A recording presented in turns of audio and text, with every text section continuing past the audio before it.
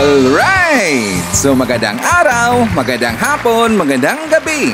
Depende ho yan sa time zone ng ating lugar at sang sulok man tayo ng ating mundo. Sana nasa mabuti tayo na kalagayan at walang sakit-sakit ang lahat. Sa mga kababayan nating OFW at mga kababayan natin na nandyan sa Pilipinas, babang palang araw sa ating lahat. Okay, so mga kababayan ko, well, tuloy-tuloy lang tayo sa ating balita dito ng mga tamang balita at sagutin ang maling information na ipapakalat ng mga fake news peddlers, ng mga anti-Marcos, lalo-lalo na doon galing po sa mga fentanyl na mga vlogger mga kababayan. Yes, dapat silang sasagutin. Bakit? Kasi pagkahayaan natin sila na lagi pong naninira araw-araw kay PBBM at sa Marcos administration sa katagalan mga kabayan, ang kailang mga paninira ay pagkatotoo yan sa mata ng ibang tao. So dapat silang sasagutin kasi ang bagong Pilipinas, bawal po ang mga sinungaling. At syempre, kasama niyo pa rin si Sir Ivan, ang pinakabulol na vlogger sa balat ng YouTube, pero nagbibigay sa inyo ng mga totoo at mga preskong balita na kinukuha natin sa ating kapitbahay na social media. So magandang buhay sa ating lahat mga kabayan and a happy Saturday sa ating lahat. Okay, so before tayo mag-start mga kabayan, well, syempre, as usual, i-check muna natin kung sino yung mga nakapasok sa ating top 5 commenters doon sa ating last vlog. At nandito sa ating listahan, ang nanguna po, si Ma'am Shane Sibal. Meron siyang 53 na mga comments. Nandiyan po si May de la Cruz. Meron siyang 39 na mga comments. Jillian Quezon. Meron siyang 35 na mga comments. Benjamin Maypay. Meron siyang 32 na mga comments. And Aing Gimentiza. Meron siyang 26 lahat na mga comments. Again, thank you so much po sa ating top 5 commenters. At syempre, pasalamatan rin po natin ang ating po mga silent viewer dito sa ating channel. Thank you so much. And also, pasalamatan rin po natin ang lahat ng mga viewers na lagi pong nagla-like tsaka lagi rin pong nag-shares ng ating mga videos. Thank you so much. And also mga kababayan ko, i-acknowledge rin po natin ang ating po mga channel members. Nandyan sila si Barbara Butler, Maricres, Katita Darl, Pusong Inami, Cosmo Defender, Susan Torres, Eva Ponsalan, Edmond Casellejo, Lia Ann, Gold Digger, Samuel Membrado, Piz Calante, and Bia Vibar. Pasalamatan natin mga kababayan ang nabigay sa atin ng super thanks or pang lemon ni Sir Ivan. Thank you so much kay Ma'am Renren. Nabigay sa atin ng 5 Singaporean dollar. Thank you so much. And also thank you kay Ma'am Liani Reid. Nabigay sa atin ng 3 Australian dollar. At saka thank you so much also kay Ma'am Joselisa Moises. Nabigay sa atin ng 10 Singaporean dollar. Thank you so much. Oy Badong, meron pong pang lemon si Sir Ivan. Gusto mo? So anyways, i-acknowledge po natin ang ating pong mga early birds, yung lagi pong naunguna sa pag-comment dyan sa baba sa ating comment section. Nandyan si Ma'am Ritz Zain, nandyan po si Amy Mapalad, Leonardo Steliero. Hi to Ma'am Renren, Inge Mentisa, Joselisa Moises. Nandyan po si Masking Digma. Hi to For Lovely Grandma, Trixie Belia, Florfigo Mapak. Also, happy birthday kay Trening Lozano. Happy birthday. And also, hi kay Nelson from Jeddah. Okay, so makakabahan ko, kumusta ang lahat? How are you today? How is your Saturday morning? Siya nga pala, dyan sa Pilipinas is already almost lunch makakabayan, di ba? Kasi nga, siyempre, late tayo dito at saka advance dyan sa Pilipinas. Again, happy lunch time. Kasi nga, 1 hour to go or maybe how many minutes from na makakabayan, lunch time na kasi. So, doon po sa ating kababayan na kagigising pa lang, well, don't worry, painitin ko po kaagad ang inyong mga umaga kasi nga, marami po tayong bound po ng mga pasabog mga kababayan. And of course, don't forget your kape. So mga kababayan ko, actually meron pong forward sa atin na isang message at saka nabasa ko mga kababayan siyempre na ito po tungkol po kay BP Sara. Talagang nagulat. Bakit? Isa po sa ating viewer, ang kanyang kapatid makabayan, nakasama niya at saka siyempre na-meet niya itong si Pipi Sara. Alam nyo, meron pala daw na attitude makabayan. Kasi nagulat ako nang binasa ko po ang kanyang mensahe, nagulat ako na meron palang ganyan na attitude itong si Pipi Sara. Mamaya pag-usapan natin yan. And also pag-usapan rin po natin, kasi nga ito pong kabilang kampo, ito pong mapanirang vlogger po ni Digong at saka ni Kibuloy makabayan, Abay, double time na talaga ngayon. Double time talaga silang paninira ngayon. Lalong-lalo na, ito rin pong si Tikia mga kababayan. Kasi nga diba kahapon, ipinakita ko sa inyo yung interview ni Tikia. Meron rin po siyang bago po na interview mga kababayan. Abay, nanira pa rin po.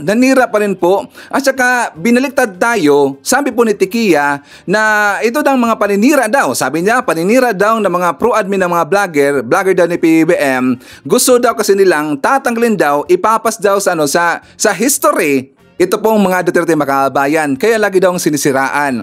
Alam niyo po, binaliktad tayo. At saka ito pong si Bayad Bay mga kababayan. Binaliktad tayo. Ngayon po, ito pong mga vlogger po ni Digong, bakit sila ganyan?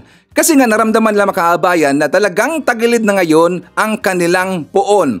Tumagilid na po. Kahit nga yan pong si Baste Duterte mga kababayan, yung mayor po ng Davao, naramdaman rin po niya na talagang tagilid na ngayon ang mga kalyado po ng kanyang tatay, itong si Digong mga kababayan.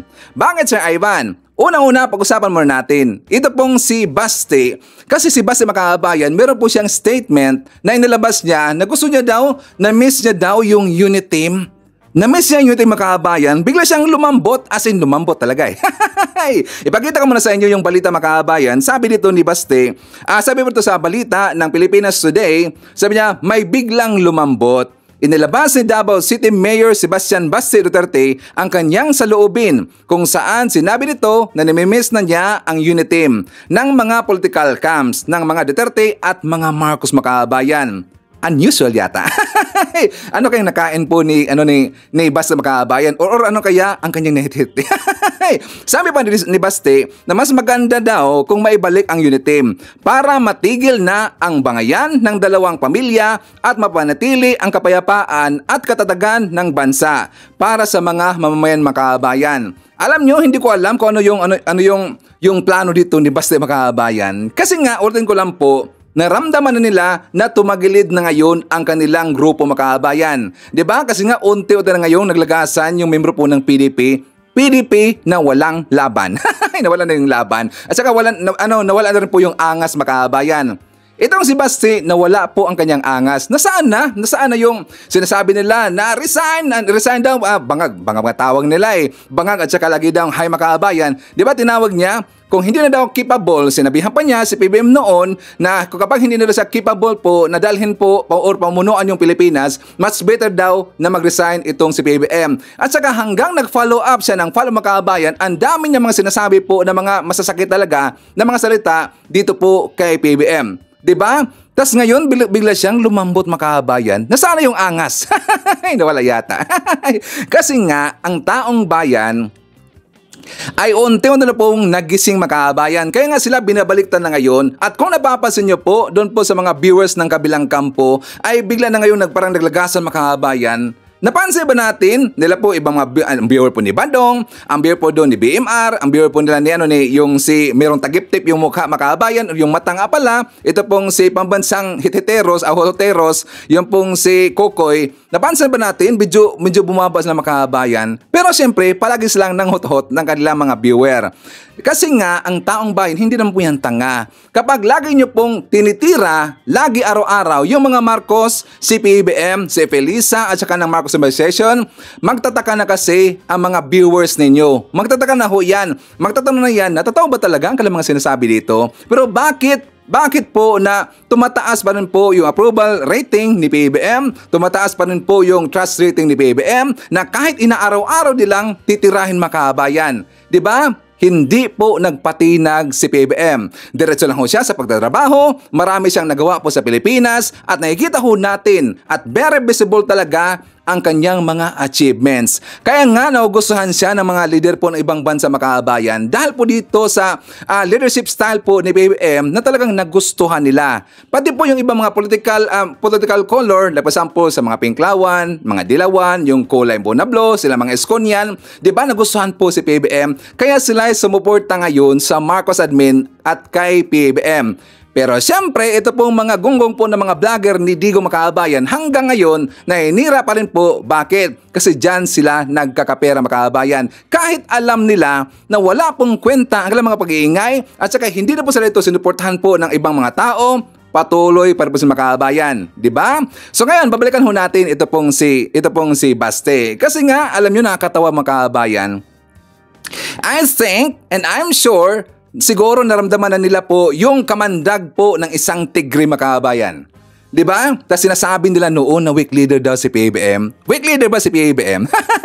Kung weak leader si PBBM, hindi nyo po makikita na ang isang leader ipinagtatanggol po yung West Philippine Sea. Di ba makabayan? Ganyan ba ang weak leader? Kasi doon po sa statement po ni Digong noon na meron daw weak leader na isang presidente makabayan, well, hindi kasi po lahat ng tao naniwala. Nag-observe lang ho sila makabayan at hanggang na-realize nila na hindi naman pala ganun po si PBBM kasi nga ang mga plano po ni PBBM, ang kanyang mga achievements po ni PBBM ay hindi ho yan basta-basta na na magagawa po ng isang leader makabayan, ng isang tao. Sila ay napahiya at lalong-lalo na ito pong si Digong ngayon tumagilid makabayan kasi nga yung mga nagawa ni Digong noon at saka yung lagi lang sinasabi na pinaka-the best daw si Digong na presidente makabayan. Pinaka-the best daw at number 1 sa kanila. Pero ngayon nakita po ng taong bayan, si PBBM po ay marami pong nagawa makabayan at ngayon it is safe to say na si PBBM po ngayon ang numero 1. Second po sa kanyang papa na greatest president in the Philippines makabayan. Sakto ba? Sabi mo si Ivan. Para sa akin, magaling po talaga na presidente si PBBM, second to his father makabayan. Okay? So anyways, siguro dito po sa mga gunggong na mga vlogger, no?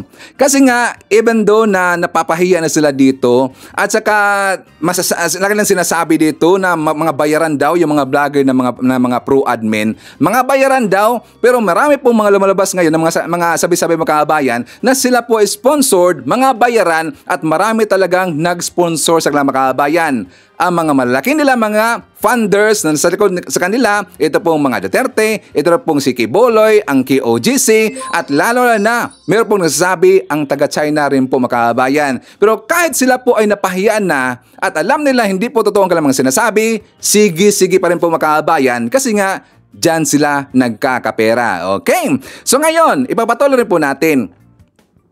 Bakit nga pala naunti na pong tumagilid po yung barko ni Digong makabayan?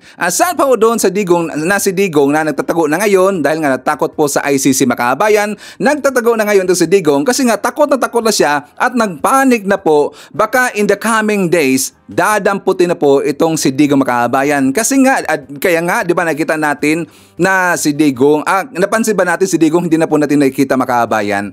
Di ba nagtatago na hanggang ngayon at hanggang ngayon hindi pa rin po nagpapakita. Bakit? Takot na kasi.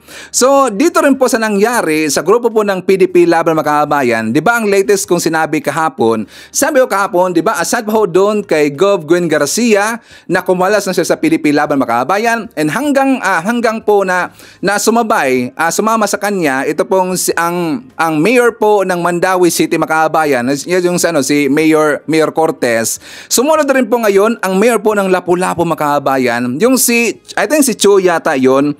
Si Cho ba yata yon, isang PDP Laban Makabayan. Pero ito po ang ating ebidensya. Kasi nga, siyempre, ayaw kong magdaldal dito na wala po tayong pinagbasihan makabayan. Hindi po DBS vlogger si Ivan. Ako po isang pro-admin at kapag meron akong mga claim dito, dapat meron po yung karampatan po na mga ebidensya makabayan. So sabi ito sa balita, Lapu-Lapu City Mayor resigns as chairman of PDP. So ngayon tingnan nyo makahabayan, sunod-sunod na po ngayon ang pag-resign po ng mga membro ng PDP Laban, nang walang laban nga pala. Kasi walang kwenta po ang kalang poon makahabayan. Hindi naman kasi nakafocus dyan sa kalang grupo. Hindi po nakafocus, kundi nag-focus na ngayon si Digong sa kanilang ginagawang rally, ang nausog rally, pati po dito sa kanyang kaso sa ICC makabayan. Kaya napabayaan na niya itong PDP. Kaya biglaan na po ngayon nag-alisan ang kanyang mga grupo makabayan. So tingnan nyo ngayon, di ba? Parang nakarma na yata eh. Nakarma ba? So anyways, papatuloy po natin yung mga makabayan and also, pag-usapan rin po natin yung nangyari na keynote speech dialogue po ni PBBM doon po sa IISS Makabayan. Aminin po ng IISS, International Institute of Standard Strategy Makabayan, doon po sa Singapore, sa Shangri-La. As in, maganda talaga ang speech po ni PBBM mga kababayan. Aside pa ho doon sa wala siyang kodigo, wala siyang script mga kababayan, ang kanyang speech doon talagang ramdam na ramdam niya at talagang napaiyak si Sir Ivan. I swear, napaiyak talaga si Sir Ivan mga kababayan kasi nga doon ko naramdaman ang makabayan po, ang pagiging makabayan ni PBBM at saka yung kanyang pagmamahal po sa bansang Pilipinas. Kasi ipinagtatanggol niya talaga mga kababayan ang teritoryo ho natin dyan sa West Philippine Sea. At lalong-lalo na, meron pong nagtanong sa kanya na isa pong agresibo mga kababayan, agresibo na na tarang, I think isa siya sa mga mataas po na official dyan sa, siguro sa mga military. Kung titignan natin yung kanyang badge, titignan natin yung mga stars dito mga kababayan, so marami, meron pa nga dito na stars yata yun. So I assume na malaki po ang kanyang posisyon doon po sa military, sa hanay po ng mga Chinese mga kababayan.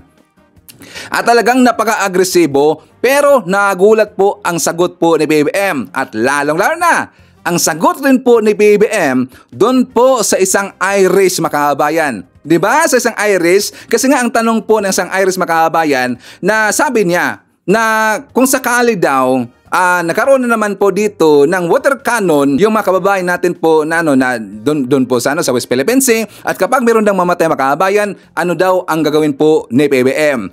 Magugulat kayo mamaya sa sagot po ni PBBM mga kababayan. But before that, syempre, kumustahin muna natin ang ating po mga pinalangga na mga legends, ang ating mga senior citizen. Hello po, kumusta?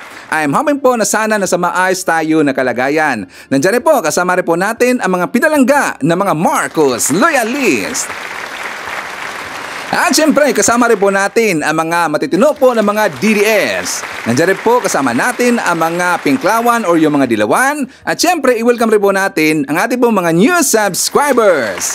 Mga bagong pasok Racing Channel, welcome to the family and thank you po for appreciating our channel. Okay? So of course, I'm very happy mga kababayan doon po sa ating mga viewers na talagang noon pa man hanggang ngayon, nandyan pa rin po sila at saka hindi po nila iniwan si Sir Ivan. Thank you so much. Kasi nagme-message sila mga kababayan, simula ba daw na noon pa man na lumabas si Sir Ivan during po sa pangampanya pa ni PBBM at hanggang ngayon, nandyan pa rin sila. So, thank you so much sa napakainit nyo na suporta. Hindi nyo iniwan si Sir Ivan.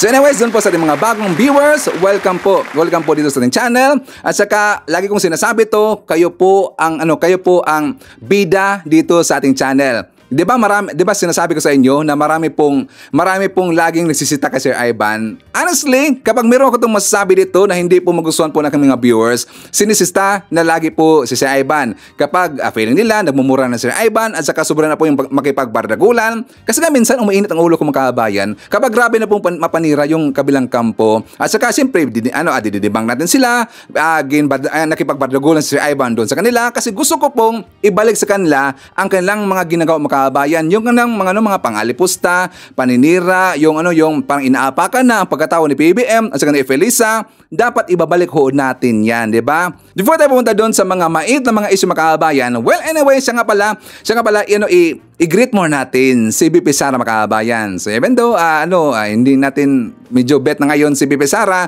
pero siyempre si PBBM, meron siyang maganda pong mensahe kay BP Sara mga kababayan. At meron pong mensahe si Ivan. First and foremost, gusto ko lang pong i-greet po si BP Sara na happy birthday. Ang wish ko sa kanya mga kababayan na sana magkaroon siya dito ng tapang, na magsalita na dito po sa ginagawang kabulustugan at saka kababuyan po ng mga Chinese dyan po sa West Philippine Sea mga kababayan. Sana magkaroon siya ng tapang dito. At sana rin po si BP Sara magkaroon din po, how I wish, magkaroon siya dito ng tapang po na pagsabihan niya ang kanyang mga alipores, ang kanyang mga vlogger po ng mga bayaran na huwag po magpalabas ng mga fake news kasi hindi sila makakalusot po kay Sir Ivan. Joke lang. Diba? Sakto ba? Okay, again, happy birthday po kay BP Sara. So anyways, mga kababayan ko, ipapakita ko muna sa inyo yung pong speech ni PBBM doon po sa IISS, doon po sa Shangri-La Hotel, sa Shangri-La mga kababayan, sa Singapore, kasi nga talagang napakaganda po. Ito po ang speech po ni BBM, ito po yung makasaysayan talaga. At dito natin makikita po kung gaano po kamahal ni BBM ang bansang Pilipinas at ang mga Pilipino mga kababayan. For more details, let's watch this. Mr. President, the floor and this podium is yours.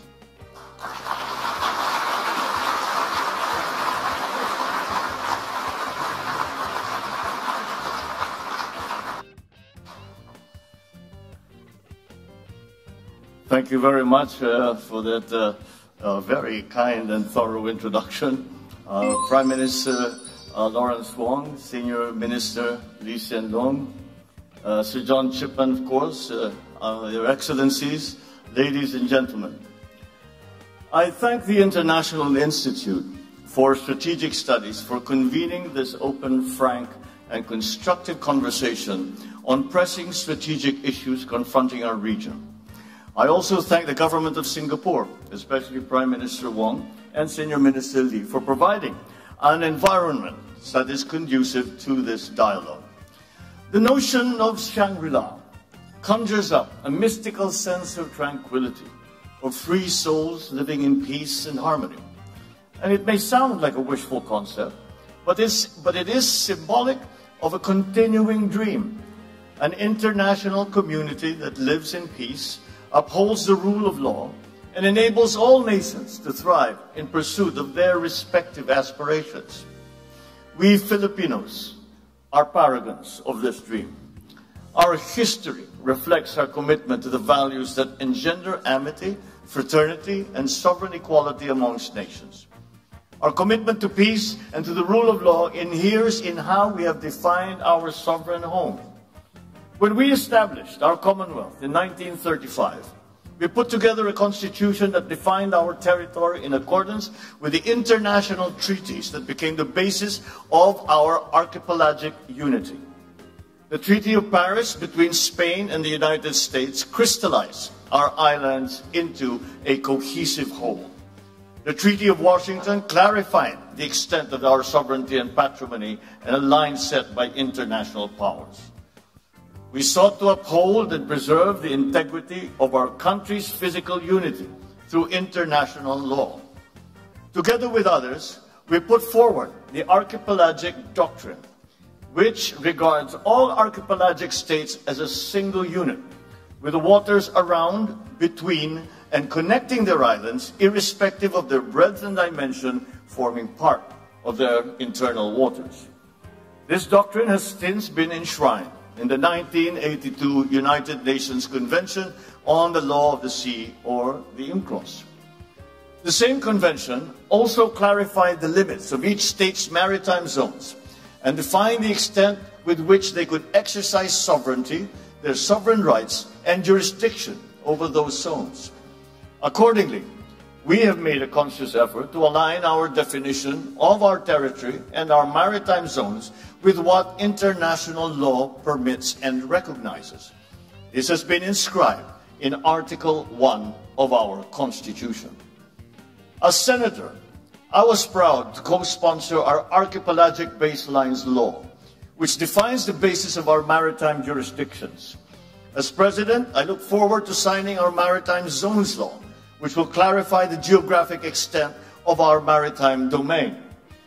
Our efforts stand in stark contrast to assertive actions that aim to propagate excessive and baseless claims through force, intimidation, and deception. In the West Philippine Sea, we are on the front lines of efforts to assert the integrity of the UNCLOS as a constitution of the oceans. We have defined our territory and maritime zones in a manner befitting a responsible and law-abiding member of the international community. We have submitted our assertions to rigorous legal scrutiny by the world's leading jurists. So the lines that we draw in our waters are not derived from just our imagination, but from international law. We have on our side the 1982 UNCLOS and the binding 2016 Arbitral Award, which affirms what is ours by legal right. In this solid footing and through our clear moral ascendancy, we find the strength to do whatever it takes to protect our sovereign home, to the last square inch, to the last square millimeter. The life-giving waters of the West Philippine Sea flow in the blood of every Filipino. We cannot allow anyone to detach it from the totality of the maritime domain that renders our nation whole.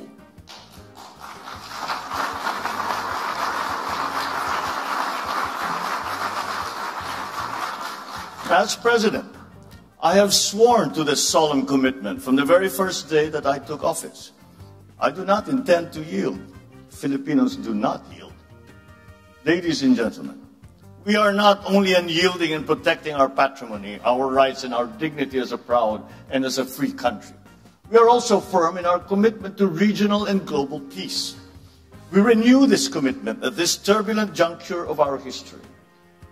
My country has come a long way in our painstaking, often difficult, but steady journey towards the fulfillment of our people's aspirations.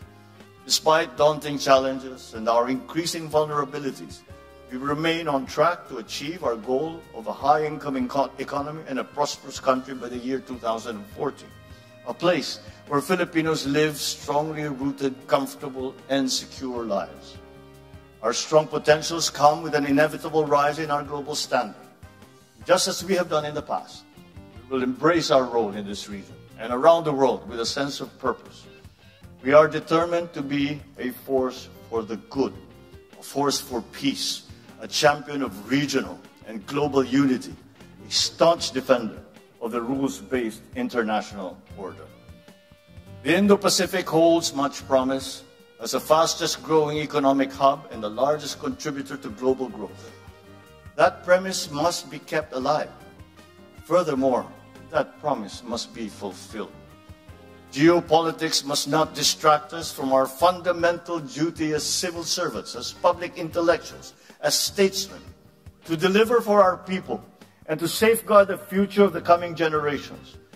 This is the reason why we strive for stability, for security, and for peace. This, ladies and gentlemen, is our core purpose, our collective commitment, our calling. It is for this most noble of causes that we must come together to win the future of our region and to make a better world. And with your help, with our partnerships, with the alliances that we forge, we will make it happen. Thank you and good evening. I think your question is, do you agree with me? So President Marcos, yes, please. my question is, President, in the eyes of the international community, some of your Philippines behavior in recent times, it now sounds like you really consider other parties' comfort level, and there is a risk of ruining the regional long-earned, long-lasting peace since the end of the, colonial history. What's your comments on that? Thank you very much. Well, I cannot imagine what you must be referring to if the reference or the allusion is to the Philippines somehow tearing apart what we have agreed on with in terms of ASEAN centrality. Quite the contrary. I think if you examine more closely the remarks that I just made, I precisely focus on ASEAN centrality, and that the principles that are laid down that are involved in the concept of ASEAN centrality are some things that we must use to guide us.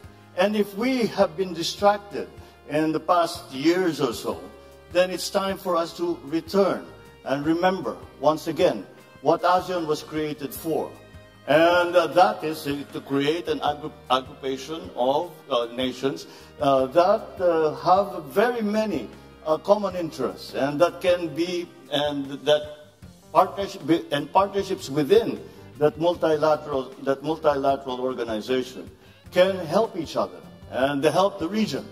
And so the Philippines is still remains true to the principles that were established and upon which ASEAN was born.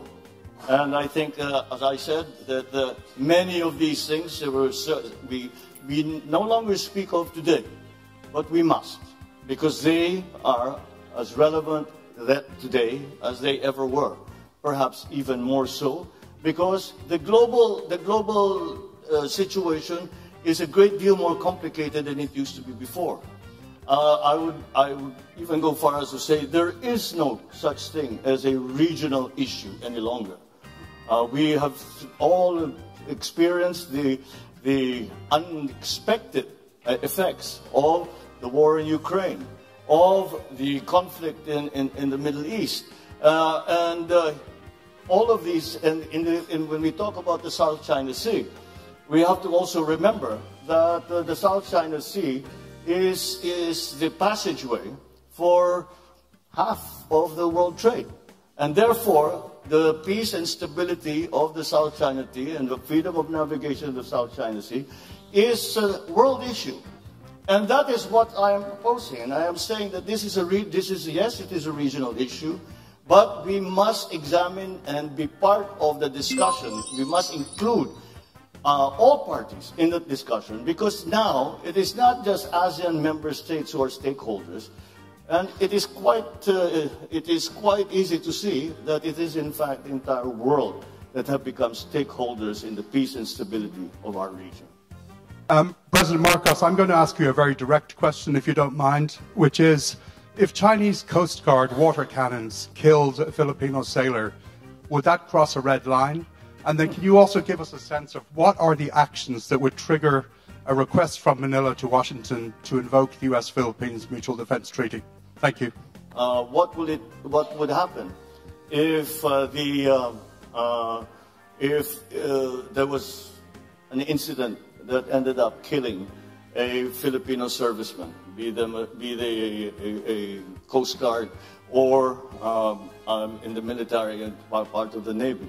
Well, that would be that would certainly increase the level of response, and if by a willful act on a Filipino, not only serviceman, but even a Filipino citizen, if a Filipino citizen is killed by a willful act, that is, I think, very, very close to what we define as an act of war, and therefore we will respond accordingly. And our treaty partners, I believe, also hold that same standard for when the actions, with the joint action, will be undertaken in support of any such incident in the Philippines. We already have suffered injury, but thank God we have not yet gotten to the point where any of our participants, civilian or otherwise, have been killed. But once we get to that point, that is certainly, we would have crossed the Rubicon. Certainly crossed the Rubicon. Is that a red line? Almost certainly it's going to be a red line. Yan ang gusto ko kay PBBM mga kababayan. Straightforward siya sumagot doon po sa mga tanong po ng yung British at saka yung po lalo na doon po sa Chinese mga kababayan. Yung Chinese mapag-agresibo talaga, di ba? Binaliktad pa tayo. Napansin ba natin si PBBM?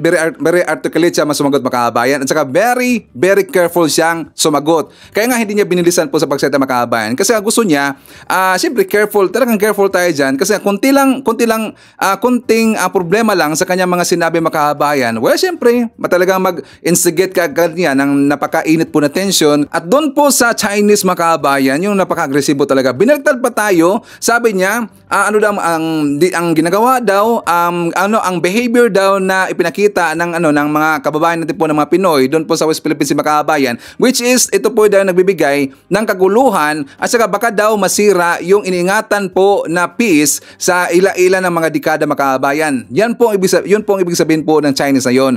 Pero binaliktad siya ni PBBM. 'Di ba? Sabi ni PBBM, yung inistadihan daw ni PBBM yung claim nila, yung statement po ng Chinese na yon, it's a quite contrary. Hindi po 'yun ang nangyari doon po sa West Philippine Sea, kundi ang napaka-agresibo talaga mga kababayan ay yung po naman talagang mga taga-China, 'di ba? Buti na lang nagkaroon tayo po ng ganun po na presidente mga kababayan. Handang-handa po ni paglaban po ang ating teritoryo. Unlike doon sa kabilang kampo, hanggang ngayon no comment pa rin po at saka talagang napakatahimik mga kababayan. Ang tahimik ng bukid nila eh. Ayaw nilang kalabanin po ng taga-China. Pero si PBM, ibahin ninyo kasi nga lagi nyo sinasabi na weak na presidente daw si PBM. Hindi sa ating pong nakita doon sa kanyang speech mga kababayan at the way niya sinagot po yung mga nagtatanong sa kanya, hindi weak po si PBM. Ipinaglalaban niya ang ating teritoryo mga kababayan. At dyan natin nakikita po ang kamandag ng isang tigre. Diba? So anyways mga kaaban ko, before tayo mag-jump po sa ating next topic, well, shoutout natin. Nandyan po si Linda Madrillejos, hi to Rose Guevara, Rogelio Doldalao, nandyan po si Estila Tangliben, Maricruz Hernandez, Army Lagaso, nandyan po si Pan Ting, Monflower, Clarenzo Rizal, hi to Teresita Tumalawan, nandyan po si Steven Judy Morales, Rick Anton Moyano, hi to Annette Aligre, Lerma Sondita, Chuna Fernandez, nandiyan po si John Kuan. I-greet natin ng happy birthday si Jem Won. Hello daw kay Regine, Jeriel, and Jimboy. Nandiyan po sa cute Cebu City. Greetings are from Rodolfo Randarabor of Tansa, Cavite. Okay, so ipakita ko rin po sa inyo mga kabayan yung vlog po ni Mike Abe kasi nga dito natin malaman na si PBM ay hindi po nagpatinag doon po sa statement po na inilabas po ng taga-China. Kung maalala ho natin mga kababayan na plano pong arestuhin daw ng taga-China yung mga trespassers na gagawa daw ng kaguluhan doon po sa China mga kababayan. Pero hindi po nagpatinag si PBM. Di ba sumagot si PBM? Ngayon mga kababayan, biglang yatang lumambot ang taga-China. Gusto lang daw makipag-usap kay PBM. For more details, let's watch this. Nag-press conference na isang araw yung Chinese government. Okay? At ang kanilang sinasabi ngayon ay willing daw silang makipag-usap, makipag-dialogue sa Philippine government. Ito po ay matapos na magsalita ang ating Pangulong Marcos Jr. na hindi siya papayag at hindi katanggap-tanggap ang kanilang policing gustong gawin na paghuli, pag-aresto sa mga dayuhan daw dyan sa West Philippine Sea o sa South China Sea na ang tatamaan ay Pilipino, lalo na ang mga mangisda. Sinabi kasi ni Pangulong Marcos doon sa press conference sa Brunei, bago siya umalis ng Brunei, nagpunta ng Singapore, hindi siya papayag nun. At hindi mangyayari na maaaresto ang mga Pilipino sa teritoryo ng bansa sa exclusive economic zone sa West Philippine Sea. Dahil dyan sa matinding statement ng Pangulong yan, sabi nga ni Secretary Gibo Teodoro noong isang linggo, subukan nila, luluha sila. Ayan po yung matatapang na statement ng ating gobyerno, President Marcos at Secretary Gibo Teodoro. Alam mo yung sinabi ni Secretary Teodoro na subukan nila, luluha sila. Ibig sabihin, paninindigan ng Marcos administration, ng ating military, ng Coast Guard, ano man ang mangyari, poproteksyonan ang mga Pilipino sa West Philippine Sea. Lalo na ang mga mangisda. Dahil dyan, biglang nagpatawag po ng malayang balitaan, press conference, ang China. At ang sabi ng kanilang yung babae, si Miss Nang ba yun? Na willing daw silang makipag-dialogue, makipag-usap sa Philippine government. Huwag daw magpanik, huwag daw mabahala dahil hindi daw ganon. Hindi daw ganon kadali o hindi daw ganon yung kanilang policy. Kasi sila nagpalabas na merong, ano ba yun? Trespasser policy, pag-aresto sa mga trespasser, ang tinuturo nilang dayuhan na magpupunta sa West Philippine Sea at South China Sea, hulihin daw nila.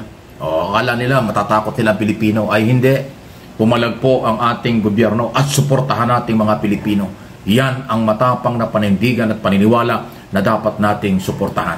Ang gagawin ng ating Pangulo, ang gagawin ng ating military, ng ating Coast Guard, ay para sa proteksyon ng bansa. Yan ang kailangan. Alam niyo yung sinabing ng Pangulong, hindi pwedeng mangyari yan. Hindi ako papayag na hulihin ang mga Pilipino.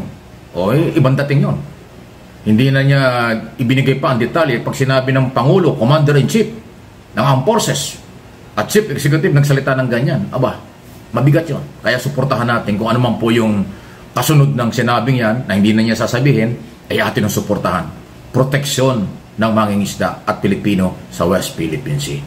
So, ngayon, sa aking interpretation, opinion, mahilig lang sa saywar. Mahilig lang sa publicity ang China. Mahilig silang manakot. Pag natakot ka, makukuha ka nila. Pero pag pumalag ka sa kanila, sila pala yung lumalambot. bumibigay. Katulad nun, ang tapang ng kanilang pag-aresto sa mga trespasser, pag-aresto sa kanilang paniniwalang pumapasok sa kanilang teritoryo. Tapos ngayon biglang, mag-usap muna tayo. O, kita nyo? Yan. Panalo tayo dyan. Suportahan natin ang ating gobyerno sa paninindigang ito. Dapat lahat ng Pilipino ganyan ang paninindigan at paniniwala. Hindi katulad ng mga iilang pro-China. Binabanatan pa ang Pangulo sa statement na yan. Yung iba nga sinasabi na pag-aari daw ng talaga ng China ang West Philippine Sea. Grabe, ano?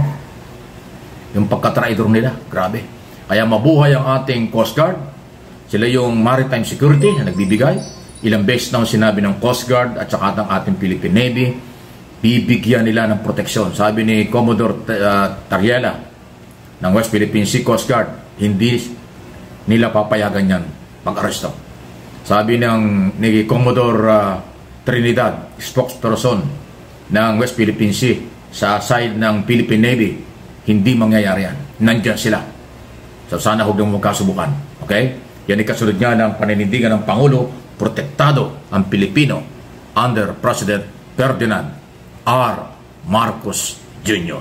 Yan. Okay? Ang pagkakaala kasi ng taga-China makabayan ay madali pong matakot itong mga Pinoy. Madali kaagad titiklob kapag meron silang babitawan po dito ng mga pananakot po itong taga-China dito po sa mga Pilipino, sa atin po makabayan. Nangkakamali sila na may dugong Andes Bonifacio po ang mga Pinoy makabayan. May dugo pong lapo-lapo. Hindi po aatras makabayan. Diba sinabi po ni PBM, Filipinos never yield. Hindi kagad po natatakot makabayan or aatras. Kasi nga, siyempre, talagang matapang po ang mga Pilipino kapag alam mo natin na tayo po ay nasa tama makabayan. Dapat ipaglaban natin po ang alam ho natin, atin po iyang lugar na makabayan, atin po ang teritoryo po na nandyan sa West Philippine Sea. Pero yan po ay pilit pong inaangkin ng taga-China. Bakit? Kasi meron silang interest dyan sa China makabayan kasi nga meron pong mga minerals dyan. Minerals makabayan na talagang malaking tulong ho yan at malaki po ang balyong makukuha natin dyan makabayan. Malaking tulong ho yan sa Pilipinas. Pero yan kasi po ay pinag-interesan po ng taga-China. Pero hindi po atras ang mga Pilipino makabayan. Diba? Siyempre may lahi.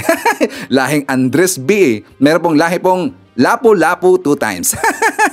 So anyways makabayan ko, well, dito na po tayo sa mga paninira po ng kabilang kampo. Huhubarin natin makabayan. Hubaran natin yan. Bakit? Kasi nga sila po ay talagang double time na ngayon sa mga paninira, kaliwat kanan po ang kanilang mga interviews. Unahin po natin po ito pong si Tikia Makabayan kasi meron siyang bago. Ito po ay tungkol po sa pag-atake daw ng mga pro-admin ng mga vlogger dito sa mga Duterte, kay PBM, kay BP Sara daw. Gusto kasi nila daw ipapas na ngayon itong mga Duterte Makabayan. Ito ang ginagawa ngayon. Pero sabi pa ni Tikia na tayo daw ang una umatake kay BP Sara. Kaya daw nagkawatak-watak ngayon ang Unity Makabayan. Pero para po natin maintindihan, ipakita ko muna sa inyo ang interview po ni Tikia. For more details, let's watch this. Boss Dada, wala na yan. Hindi na nila tinitingnan yung naitulong. Wala na yan. Clearly, ang ginagawa nila, binubura nila ang Duterte. Sinisira nila ang Duterte so that pagdating mo ng 2028, wala na. Anong brand saliency ng Duterte? Wala. So sisirain nila ng sisirain yan, maglalagay sila ng issues, popondohan lahat yung mga troll na binabanatan ang Duterte, gumagawa ng storya na talagang iniiba ang facts nung Duterte administration. So ang sugot ko dyan, bakit nila ginagawa? Dahil sa kay Duterte. Sinong Duterte? Si PRRD. Nagsalita si Mayor Baste, kasama ka na rin. Di ba si Congressman Pulong, sinama rin. Linabsan ng proyekto na kesyo nakatanggap daw ng ganyan, tapos binawasan na ng mga proyekto. Si BP, anong ginawa? So, pag titingnan mo, oo, nandyan si BP, pero nagtatrabaho, pero paano nila ginawa ang pag-crack sa Uniteam? Hindi ba unang tinira nila si BP?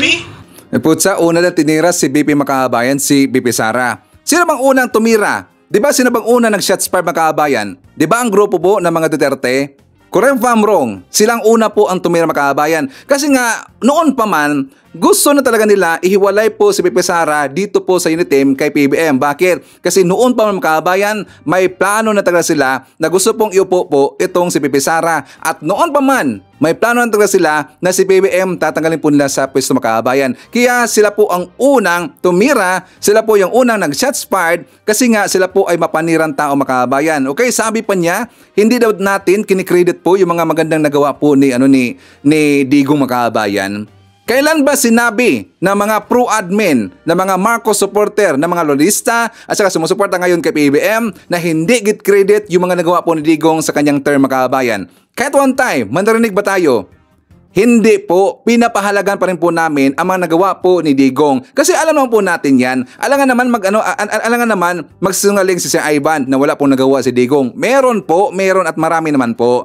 Hindi ho namin yan dinidiscredit. Ang ibig lang po namang sabihin, ang mga paninira nila dito kay PBM. Diba? Lagi na sinisiraan si PBM, araw-araw, si Elisa. Bakit? Kasi negosyo na nila yung makabayan. At dahil meron na po silang personal interest kasi nga yung iba makabayan na tumira dito kay BBM, hindi kasi nabigyan po ng pwesto dyan sa Malacanang. Kaya sila nagkakaganyan. Ngayon binabaliktad tayo ni Tikia. Ito talagang si Tikia makabayan. Puro lang paninira. Binabaliktad nila yung mga totoong mga nangyayari. Bakit? Siyempre, pinabaliktahan nila ito pong si Pepe Sara makabayan. Ipapakita ko muna sa inyo. Ito pong karakter, behavior, attitude po ni Pepe Sara makabayan na hindi po ito nakita ng ibang tao. Pero ang nakakalam nito, yung nakasama po ni Pepe Sara makabayan. Sabi dito ni Chiquitita nga pala, isa po sa ating viewer makabayan, sabi niya, "My sister was right that Sara Duterte is maldita." Mismo po ang ating viewer na sabi niyan, and I just realized that too. Kaya cannot rely on Sara Duterte's position as Vice President and Secretary of Education. She seems a traitor to PBM, who is such a kind-hearted and loving president. Totoo yan makabayan. I hope for Sara to be ousted. She is helpless and unreliable. This is what my says about Sara Duterte. So tingnan nyo, sinabihan siya ng kanyang sister makabayan. Kasi nga ang sister po, ayon po ni Chiquitita, sa pag-intindi ko dito, nakasama po ng sister po ni Chiquitita, itong si Pepe Sara makabayan. So nalaman niya ang behavior dito, ang kanyang attitude, ang kanyang karakter na hindi po nalaman at hindi rin po nakita ng karinawang tao na hindi po nakasama itong si Pepe Sara makabayan. At least, meron tayong idea. Mismo po, ating viewer ang nagsabi niyan. Ngayon, ipapakita ko rin po sa inyo ito pong programa po ni Bayad Bay Makabayan doon po sa SMNI ang Banateros kasi ibinalik nila ito pong nangyaring rally doon po sa Liwasang Bonifacio, yung latest makabayan na kung saan sabi mga nila nilangaw daw eh. Pero hindi naman totally nilangaw. Umabot man po yun ng 200 plus or 300 plus makabayan. Diba? Hindi po totally nilangaw. Unlike doon sa mga sunod-sunod po nangyaring rally dito po sa MAD, dito po sa grupo po nila ni Morales, doon rin po sa rally po na nangyari doon sa New York na kung saan nausog rally makabayan. Yun po ang totoong nilangaw. Bakit? Ilan na doon makabayan? 12. Meron 12, hindi ka umabot ng 20 doon ang kalang mga rallyista. Pero at least ang nangyari po sa Liwasang Bonifacio, yung Sara resign na rally, at least umabot po ng 300 to 400 makabayan. Marami-rami na rin po. Okay? Pero ang problema lang kasi doon, yung schedule kasi, yung date kasi ng pag-rally makabayan, hindi lahat nakapunta doon. Bakit? Siyempre, murong trabaho makabayan. Ang iba rin po, malayong lugar naman kasi. Pero at least, marami-rami naman po ang pumunta doon. Well, sabi ng iba makabayan, siguro sabi nila na halos umabot na ng 1,000. Di ba? Meron po nagsabi mga ibang vlogger. So 1,000 pero sa tansya ko makabayan, siguro nasa 400, 500 or siguro dyan lang po na ganun kadami makabayan. Pero marami na rin ho yan. Di ba? Not bad. Not bad. Ipakita ko muna sa inyo po ito pong programa po ni Banat Bay. Kasi nga nalalait siya dito. Nilalait niya yung mga rallista or yung mga vlogger na nagpuntahan doon sa Liwasang Bonifacio makabayan. For more details, let's watch this. Alam niyo dahil sa kanya, dumami ang trabaho ng mga vlogger. Kasi yung mga vlogger, siya ang target ng mga Ensimada bangag vloggers. Siya ang target. Kung wala yan, wala silang content. Di ba? Kaya dahil dyan, madam, na marami ko kayo nabigyan ng trabaho. Kasi kung wala naman si BP Sara, hindi naman babayaran ng kalaban niya yung mga bangag vloggers eh. para banatan siya, di ba? Ngayon, todo sila, hinahabol nila yung pabagsakin to si BP Sara for 2028. So, ang dami ngayong vloggers na binayaran, sinahuran. Ibig sabihin, yung nag-organize nung nilangaw na VP Inday Sara resign movement dyan sa Liwasang Bonifacio sa Maynila, ibig sabihin, pro-communist ang mga yun. Oo, mga komunista yung mga yun. Itsura pa lang Hindi naman nilangaw. Sabi ni 68. Ang sabi ni Sir Jason sa 68 yun. Marami rin. Marami na yun. Makakapagpabagsak na. Alam mo, talagang pro-communist yan. Kasi nga, tinamang itsura nila mukhang mga bundok. Butas-butas. Oo. Pangalawa, hindi lang sa butas-butas, sila nagkakatkungan. Di ba? Mantakin mo, nagpa-donate pa sila, biglang nawala. Yung pera, magkano lang yun? Sa halaga atang 4,000 lang, tinakbo pa nung isang babaeng demonyita. Ay talaga, grabe. Grabe naman yung 4,000 lang, ang chipipay mo naman. Sa bagay, mga katulad mo, 4,000, ano na sa iyo? Pero sana, inimbita na nila yung Makabayan Black doon sa Resign Sara movement nila. Kasi yan din naman ang gusto ng Makabayan Black Ayan yung nilangaw. Grabe naman kayo, SMNI, makapost kayo. Lagi na lang yan ang pinapakita ninyo. Parang parang field trip lang, ano? Pero ayun nga, yung mga Makabayan Black, sana in-invite nila magsalita rito. Sigurado ko magsasalita mga ngayon dahil galit kay Inday Sara mga yun pero yan, ayaw nila talaga ang Inday Sara dyan sa DepEd. Gawa ng nahaharang na ni Inday Sara yung recruitment dyan sa mga eskwelahan. Ano ba to, field trip o PTA meeting? Hindi, yan. Parang, ewan ko, parang mas marami pang tao dun sa parisan ni Diwata kaysa dito sa... Oo, ang daming tao. Okay, so napansin niyo ba mga kabayan, nanlait po itong si Banat Bay. Sabi niya, yung mga nagpuntahan doon ng mga realista, at saka included po yung mga vlogger mga kabayan, butas-butas daw yung mga mukha. Butas-butas yung mukha. So meron bang butas-butas ang mukha mga kabayan sa mga vlogger po ng mga pro-BBM? At tingnan, wala naman yata, mga gwapo mismo Diba? Kasi mostly mga gwapo yung mga mga may tsura naman po yung mga vlogger Lalo na yung mga realista, yung mga sumuporta kay PBM. Talagang marespeto. At saka lalo na mahitsura makabayan, mahitsura, gwapo, gwapa, mababait pa, mga kind-hearted pa. 'Di ba? Tapos sabihin lang ni Banat Bay, butas-butas na yung mga mga mukha makabayan. Butas-butas, ibabalik natin. Tingnan niyo, napansin niyo ba makabayan? Yan po si Banat Bay kung bakit lagi diyan naka-cap, lagi rin po diyan naka-eyeglass. Kasi nga kung tatanggalin natin yan, para siyang si Cookie na alien makabayan. Kilala ba natin si Cookie na alien, yung movie noon na pambata, yung 1987 yata yun, if I'm not mistaken. May edad ka na, Sir Ivan. Di ba? Naalala ba natin si Cookie, yung alien makabayan? Yan po ang mukha ni Banat Bay kapag wala siyang cap, wala rin po siyang sunglass makabayan. Siyempre, tinatago niya ang kanyang totoong mukha. Bakit? Kasi gusto niya mag-feeling po gwapo si makabayan. Napansin ba natin ang kanyang live lahat puro siya filter makabayan? Kami nga mga vlogger, mga pro-BBM, sino bang nakita niyo nagfi-filter? Diba? Wala. Kung ano ang nakita nyo sa camera, yun na po yun. Hindi namin pinifilter. Pero pansinin nyo po, si Banat Bay kapag mag-live makabayan, kahit nasa sasakyan lang siya, di ba, naka-filter talaga, ang puti-puti na mukha niya makabayan, at saka parang maliwanag ang mukha niya, pinifilter niya. Bakit? Kasi ang totoo niyang appearance makabayan sa in-person, siyempre butas-butas na naman kanyang mukha Marami siyang butil-butil sa mukha makabayan.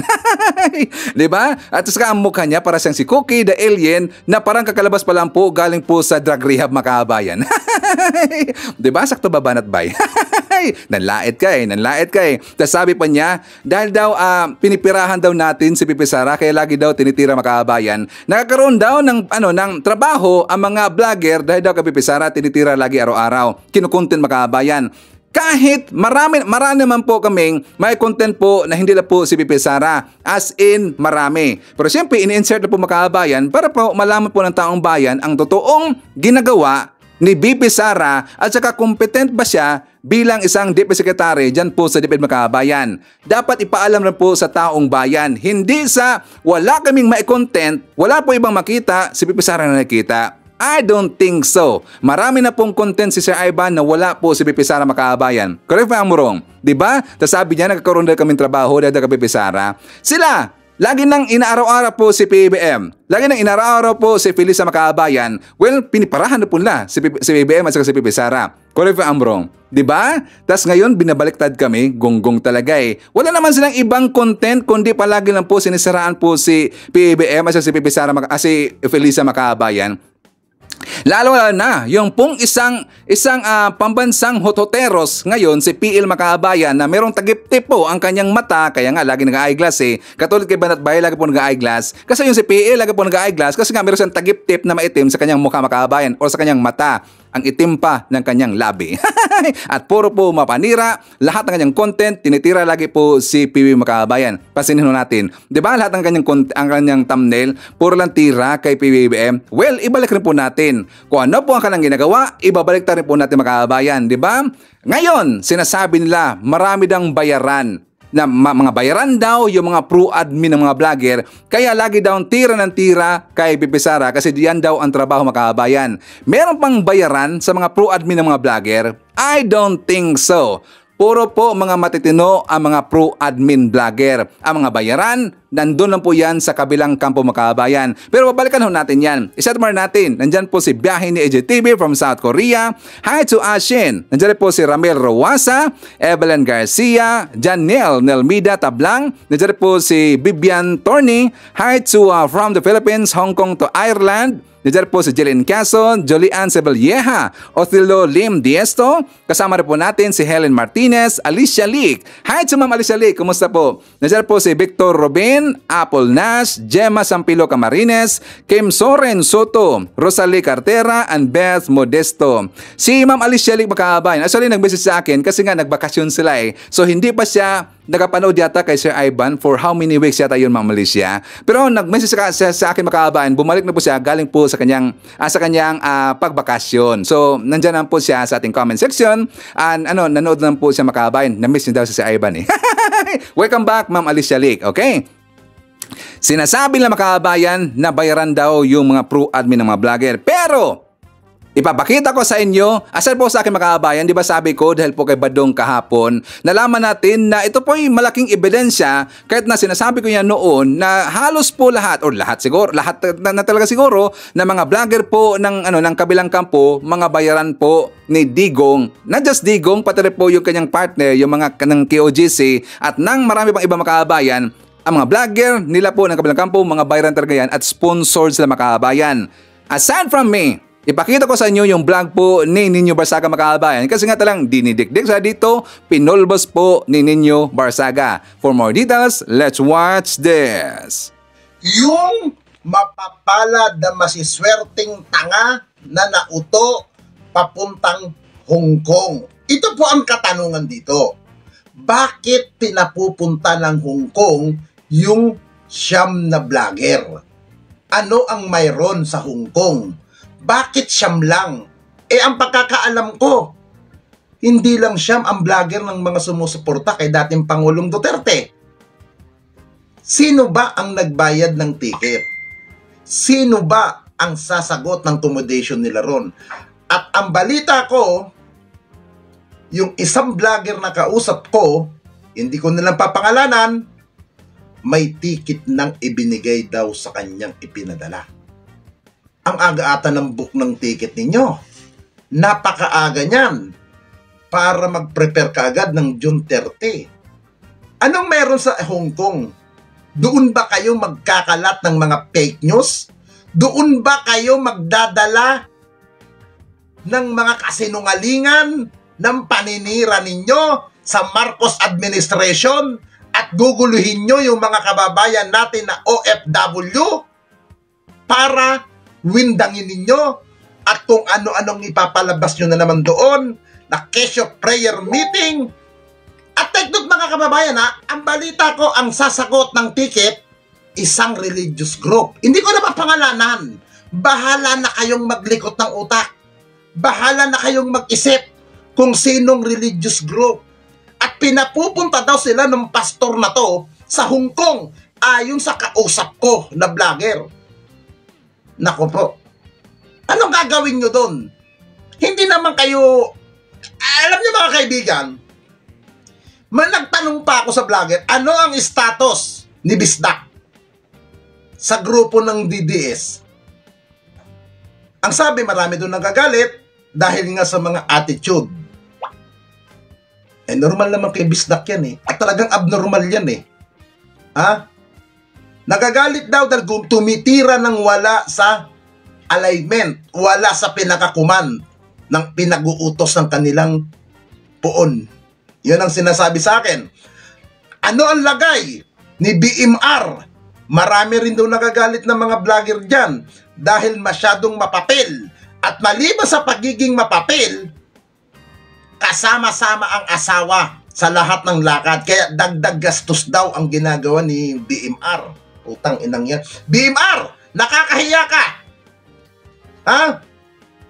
Nakakahiya ka, pukin ng ina mo ka. Ha? Ang aga-aga BMR, kung wala pang nagmumura sa yung putang ina mo ka, ako ang magmumura sa yung buwaka ng ina mo ka, na inutil ka.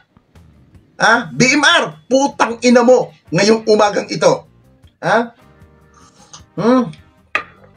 Iyon ang sinabi ng katropa nyo mismo to. Itong kausap mo, katropa nyo. Ha? Tandaan ninyo,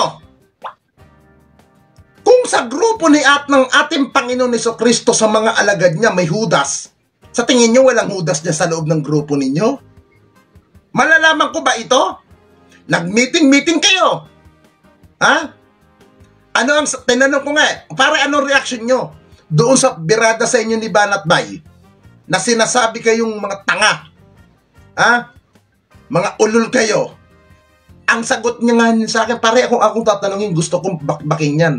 Gusto kong warakin yan si Byron. Pero sagot ng kausap ko, di pare, napagkasunduan na, wag nang palakihin eh. Mga takot kayo kay Banat Bay. Putang ina, isang baklang paminta na hindi makapagladlad. Takot kayo? Ba't hindi nyo matagdakan ng mukha niyan? Ha? Takot kayo na hindi maibigay ang pera ninyo ni Banat Bay? Yung mga bayad ninyong vlogger, hindi maibigay sa inyo, takot kayo? Kaya di nyo mabakbakan ng buwaka ng inang yan? Tang ina ninyo.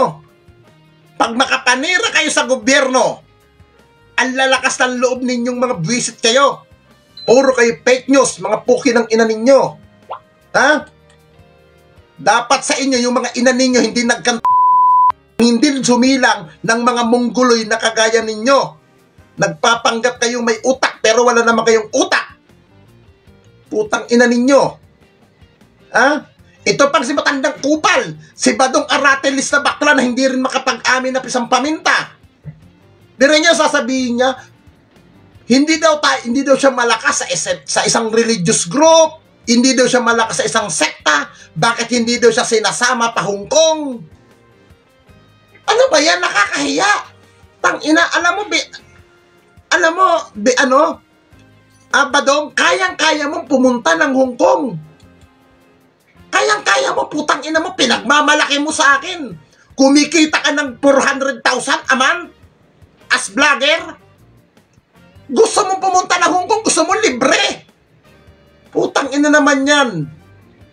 Badong, asan ba ang talampakan mo, Badong? Akala ko ba dati kang profesor, dati kang teacher? Bakit nagiging tanga ka? Puki ng ina mo ka. Ba't nagiging bobo ka, Badong? Ha? Saan napunta ang kokote mong puki ng ina mo? Ha? Kung meron ka man utak, saan napunta ang utak mo? Ha? Badong, ang ina ka talaga kahit kailan bobo, inutil. Ito, may video si Badong dito eh. Ito yung pinarinig. Ito. Alam niyo naman mga Duterte lang po sinusuportahan natin at lahat po na sumusuporta kay Pangulong Duterte, sinusuportahan din natin. Okay? Oo. Sinabi mo Badong? Pero bakit dito baliktad na? Yan. Okay na ba yan? Puta, lahat ng vlogger, mayroong sponsorship. Si Badong lang. Talagang mahina talaga tayo sa mga taga-kingdom na to. At saka kay...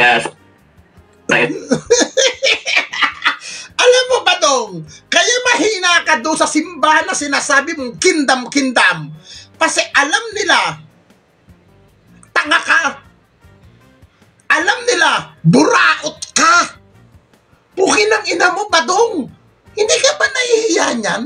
Gusto mong pumunta ng Hong Kong, Pero gusto mo mamburaot, gusto mo libre ang pamasahe mo papunta doon? Anak naman ng putang ina, Badong. Kung totoong supporter ka nung pastor na yon, kung totoong supporter ka ni Digong, hindi mo kailangan magpalibre sa mga yan. Gagasta ka. Ikaw ang uhugot ng kwarta mo. Di ba gawain mo yan, manghingi ng manghingi sa mga follower mo, magparinig na kape. Di ba yan ang ugali mo? Para may magpalipad sa'yo ng mga padjikas, ng mga kung ano-anong palipad niya sa vlog mo. Tumatanda ka na, Badong, puki ng ina mo ka. Sabi nga ng vlogger na kaibigan ko, ha? Salit pusa ka lang daw. Dahil may iba daw ang mundo mo. Dahil kupal ka daw, Badong Aratiles. Ikaw puki ng ina mo ka nung, I remember to you, year of 2020, umakyat ka ng Bagyo. Do you remember? Nag-dinner tayo somewhere in Manor Hotel. Nag-dinner tayo dyan. Ang sabi mo sa akin, natatandaan mo? Ha? Nyo, kailangan ko ng tulong mo. Nyo, magkaibigan tayo ninyo. Alam ko ninyo, pasok ka sa loob. Ninyo, baka pwede mo akong bigyan ng racket sa loob ng Malacanang. Gusto kong makadikit kay Senator. Di ko na papangalanan kung senator na to gusto mong dikitan. Gusto kong makadikit kay Madam.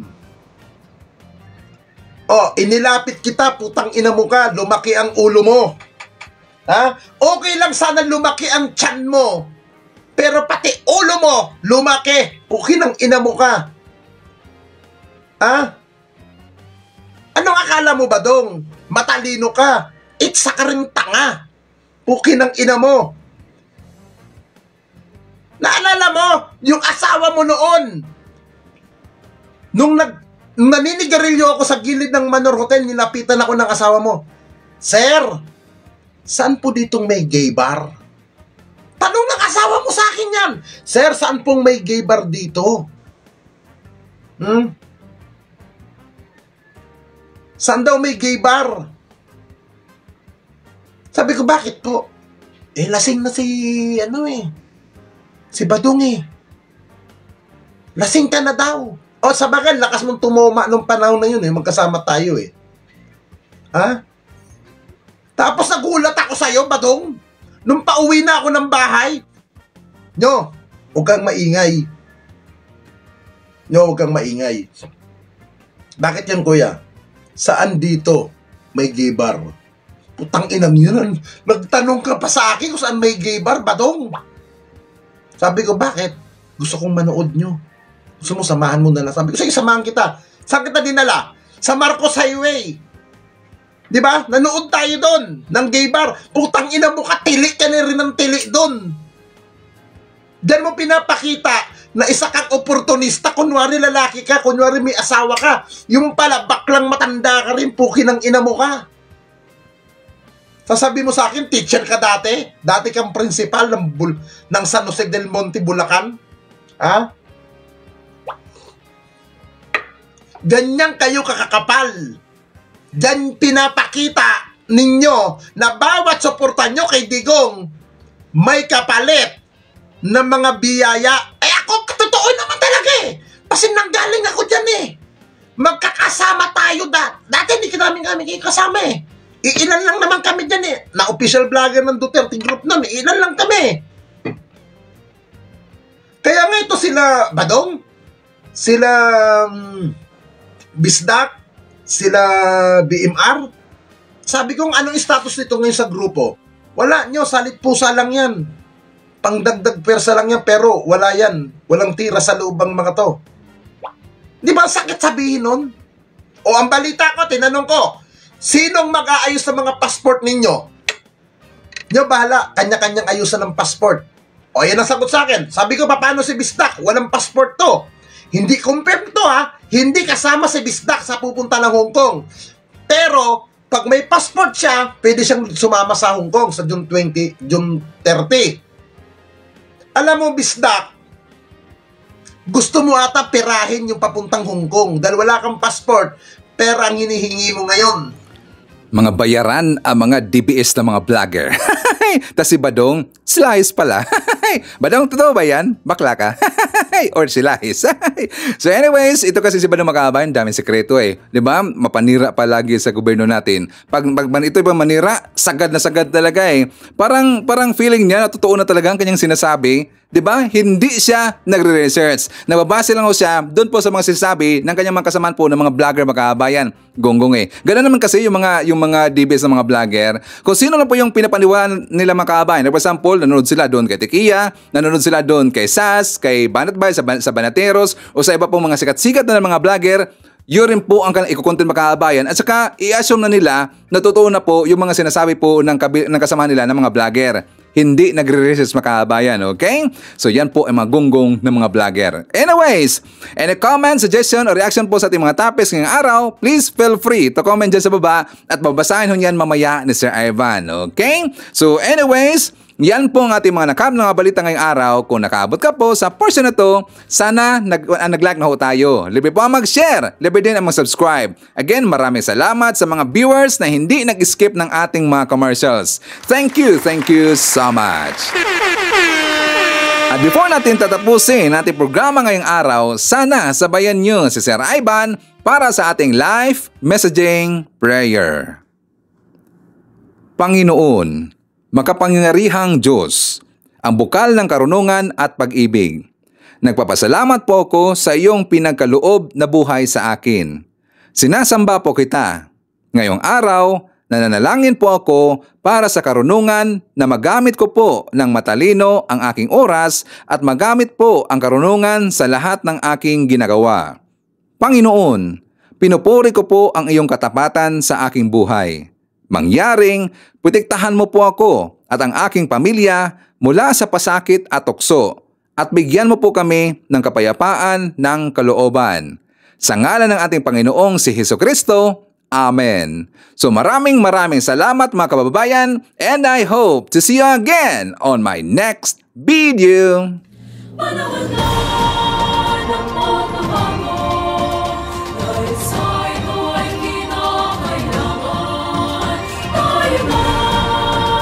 Tulong-tulong